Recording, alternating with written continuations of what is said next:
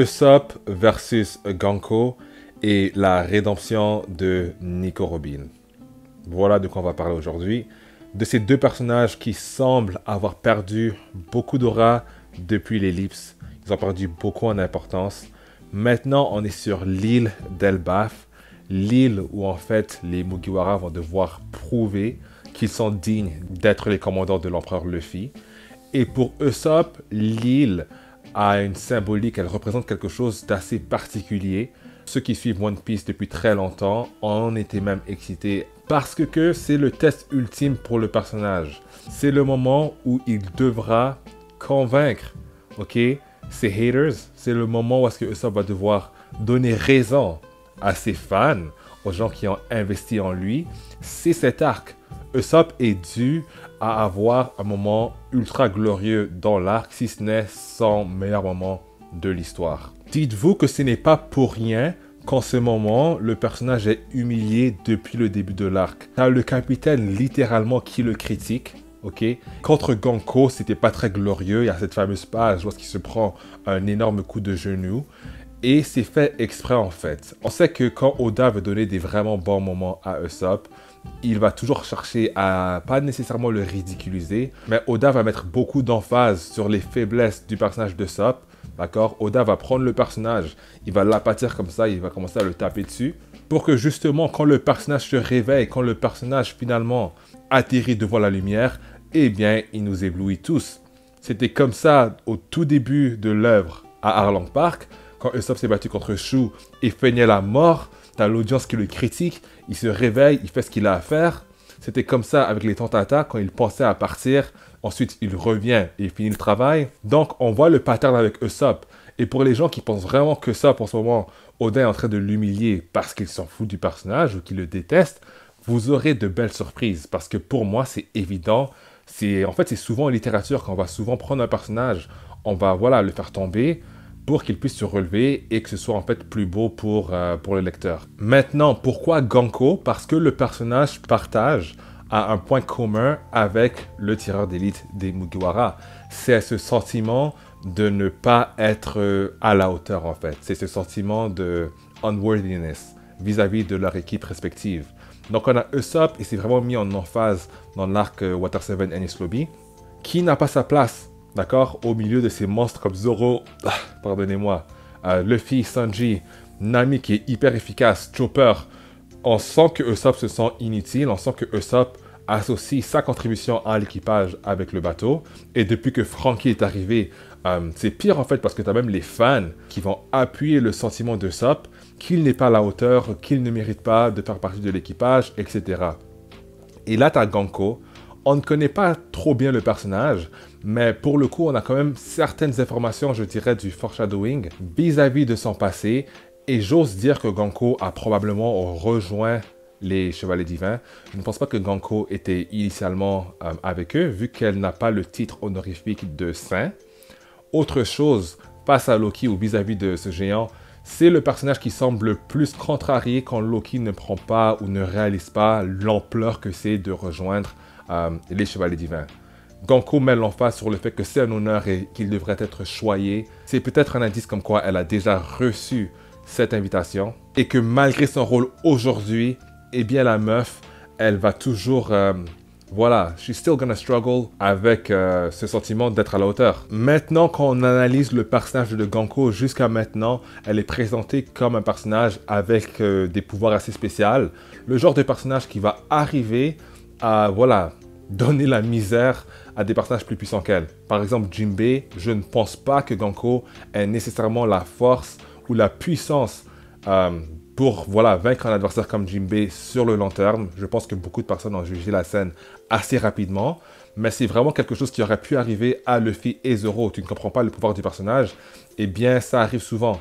Et pour le coup, plusieurs adversaires d'Usopp dans le passé, ok, avaient justement ces facultés qui les permettaient de faire face à des ennemis plus puissants qu'eux, ou plus puissants qu'elle, devrais-je dire, n'est-ce pas? On a Miss Golden Week, son pouvoir assez spécial qui la permettait de changer les émotions des autres, et on a une amplification de ce style de personnage chez Perona. Et après, il y avait Sugar, obviously, comment l'oublier, avec son pouvoir ultra cheaté.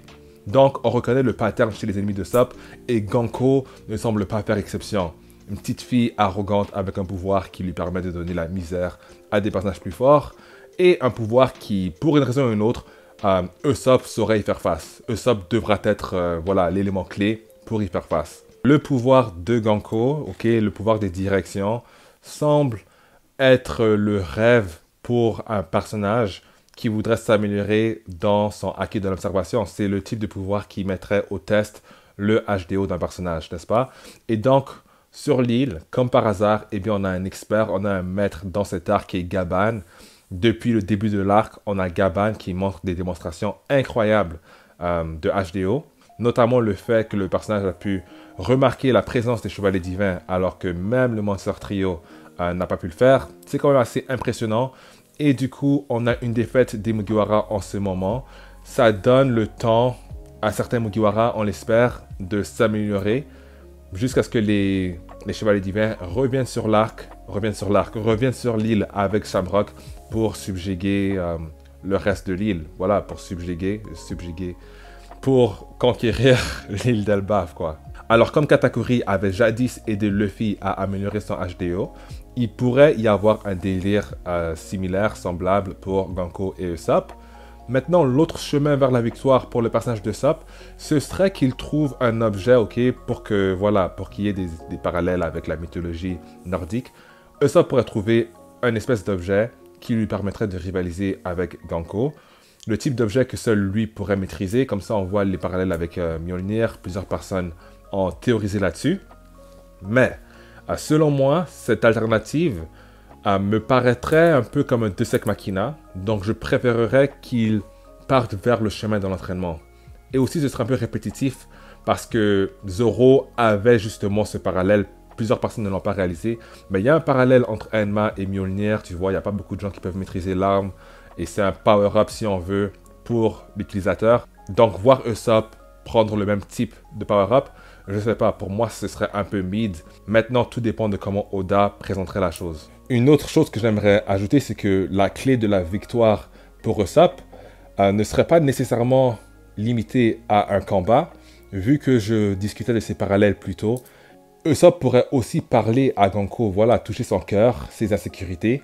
Il pourrait aussi aider le personnage à grandir, vu qu'il y a tellement de parallèles d'écriture entre les deux personnages, selon moi, jusqu'à présent. Et ce côté motivateur Toku no Jutsu, c'est pas étranger au personnage, parce qu'on l'a vu avec Dame Kaya, on l'a vu avec les Tantata. Usopp, c'est un roi. Vraiment, Usopp, c'est un roi. Moi, je pense qu'il aura le Haki des rois. Et peut-être pas dans cet arc, mais le HDO, voilà, c'est sûr que ce sera la clé du développement d'Usopp sur Elbaf. Maintenant, pour le segment de Robin, c'est une idée qui m'a échappé en fait, mais j'ai trouvé un YouTuber anglophone qui l'a mentionné et je trouve ça hyper pertinent. Et ça m'a permis en fait de venir avec mes propres théories là-dessus. Eh bien, Robin, en ce moment, dans la tête de Saaro, elle est en fait victime des circonstances. Comme il y a 22 ans sur l'île d'Ohara, où est-ce qu'elle ne pouvait rien faire pour son père spirituel. Donc, tu as Summers qui est en train de donner la misère à Saaro, et Robin se retrouve dans la même position contre un ennemi qui est son ennemi naturel, si on veut.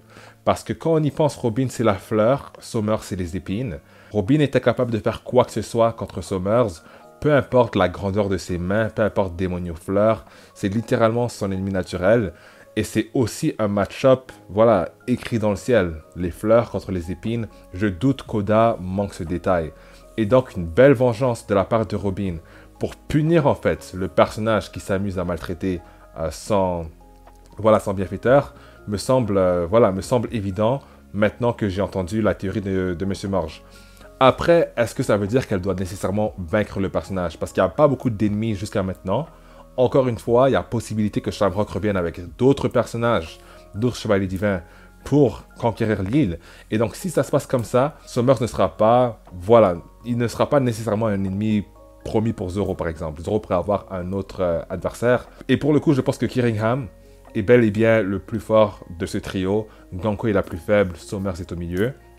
Et si Robin développe un haki de l'armement avec son Fishman Karate, ben là, tu as vraiment un argument pour qu'elle puisse pas nécessairement vaincre Summers, mais vraiment lui donner un coup qu'il va sentir passer, ou accomplir un feat, sauver les enfants, peu importe. Je pense que Robin devrait avoir une sorte de vengeance, si ce n'est pas une victoire, quelque chose contre Saint-Somers, qu'elle va devoir accomplir avec un acquis de l'armement. Parce que oui, en ce moment c'est ridicule. Beaucoup de gens ont dit que ces gars-là ne semblent pas avoir le niveau d'un équipage Yonko. On repense voilà, Onigashima.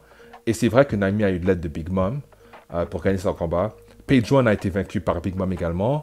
Robin, elle a eu de l'aide de Brook pour vaincre Black Maria. On n'oublie pas, sans Brook pour éteindre les flammes, Robin aurait brûlé. Donc oui, les Mugiwara, Zoro, Sanji, Luffy, ils sont à la hauteur. Jinbei aussi. Mais beaucoup d'entre eux, c'est vrai qu'on ne ressent pas vraiment cette commandant de Yonko, cette énergie. Et pire encore, on ne sent pas cette énergie équipage du futur roi des pirates, même s'ils n'ont pas tous besoin d'être des monstres. Ce développement sur l'île d'Elbaf reste ultra pertinent pour ces personnages. Et les voir perdre de cette manière contre Ganko, impuissant face au chevalier divin, peut en fait donner écho, comme je disais, Luffy contre Kaido. Voilà la défaite qui va pousser les personnages à revenir encore plus fort, prêts pour la bataille finale. Donc c'était tout pour la vidéo aujourd'hui les gars. Concernant le classement des épéistes, voilà, je pense que Shanks a gagné le sondage, hein. J'ai envie de dire que vous aimez mes vidéos, mais clairement les commentaires ont reflété que le live c'était en fait l'alternative que les gens voulaient. Je trouve ça étrange quand les votes donnent un message, mais les commentaires donnent l'opposé. Donc pour être juste, je vais faire la vidéo, je vais faire mon classement. Après, on pourra en discuter et voilà, faire un nouveau classement en live. Et voilà, c'est ça le plan. Sinon, il ne reste pas beaucoup de vidéos avant mon voyage en Europe. On a bien avancé depuis la dernière fois. Il y a beaucoup plus de gens qui ont rejoint l'équipage. Donc, c'est grâce à votre support, hein, disons les termes. Ok, il y a plusieurs personnes qui sont en train de regarder les lives de loin. Ils veulent rentrer s'amuser avec nous, mais ils n'ont pas le courage. C'est la fierté. Faut continuer à donner beaucoup de puissance. Les gars, je compte sur vous. Likez la vidéo, laissez un commentaire, faites ce que vous avez à faire. Et je vous dis à la prochaine, à la plus.